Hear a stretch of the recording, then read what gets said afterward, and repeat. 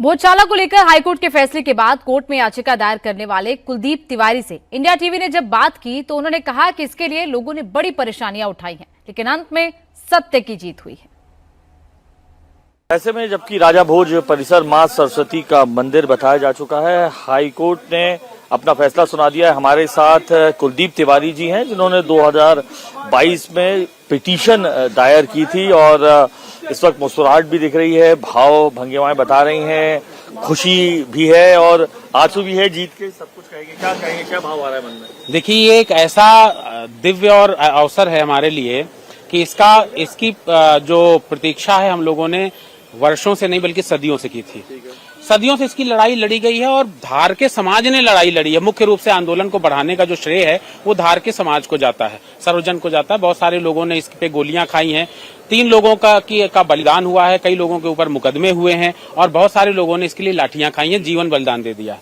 आज जो माननीय हाईकोर्ट का जो फैसला कल आया था, उसके अंतर्गत आज मैं भोजशाला में दर्शन करने आया हूं। मैं पहले भी कई बार आ चुका हूं और इस पावन धूल को, माता सरस्वती की चरण रज को मैं प्रणाम करने आया हूं, महाराजा भोज की रज को प्रणाम करने आया हूं। आज जो कल निर्णय के बाद जो यहाँ पर होली दिवाली मनी थी, वो जाहिर सी बात है खुशी की बात भी होगी और भाव की भी बात हो। बहुत लोगों के, बहुत महिलाओं के, लोगों के आंसू निकल रहे थे कल। वो तेजी से रो रहे थे, मतलब वो अपने भावनाओं को संभाल नहीं पा रहे थे कि इतने लंबे संघर्ष के बाद उनको सफलता प्राप्त। अब आप लोगों की क्या मांग है अंदर, क्या आप कह रहे हैं कि क्या क्या होना चाहिए? देखिए, सबसे पहली बात तो ये, क्योंकि अब ये पूरी तरीके से मंदिर परिसर है और जो कलंक था इसमें कमाल मौला नाम का जो जुड़ा हुआ था वो हट गया है।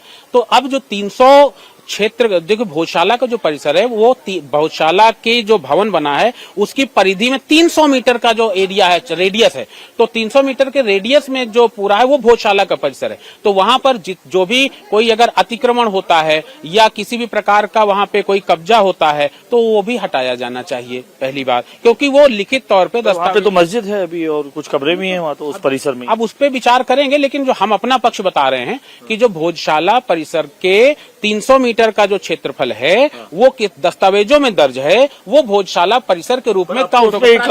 अब एक कमाल मौला मस्जिद बन चुकी है, उसके अंदर कॉर्नर में एक है और कुछ कब्रें भी हैं, उनको हटाने की बात कर रहे हैं। हमारे ख्याल से जो कब्र वगैरह बना हुआ है, पहली बात तो वो कब्रें नहीं है, वो जो नाथ संप्रदाय में जो हमारे लोग हैं उनकी समाधियां बनी हुई हैं, जो हमारे लिए पूज्य हैं। इसके अलावा वहां पर जो प्राचीन दस्तावेज के आधार पर कोई भी अतिक्रमण, कोई भी दुकानें या कोई भी कुछ चीज नहीं बन सकता था। यदि इस प्रकार का कोई अतिक्रमण है अब तो वो हटाया जाना चाहिए। अभी मैं प्रारंभिक रूप से केवल इतना कहूंगा। और इसके बाद जब हम भोजशाला परिसर के अंदर प्रवेश करते हैं, क्योंकि अब वो मंदिर है, स्थापित हो चुका है और कोर्ट ने न्याय की मुहर लगा दी है, तो अब मंदिर को मंदिर के रूप में प्रतिष्ठित होना चाहिए। तो वहां पर जितने भी ऐसे प्रतीक चिन्ह हैं जो बाद में लगाए गए थे और जो मंदिर के ऊपर कलंक हैं, जिस प्रकार से जो संस्कृत के अलावा कुछ अरेबिक या उर्दू में जो भी वो एक मेहराब टाइप की बनी हुई है उसमें कुछ लिखा हुआ है, या जो माता सरस्वती का जो गर्भगृह है तो उसके राइट हैंड साइड में कुछ सीढ़ियां बना करके व्यवस्था, सिंहासन टाइप का व्यवस्था की गई है।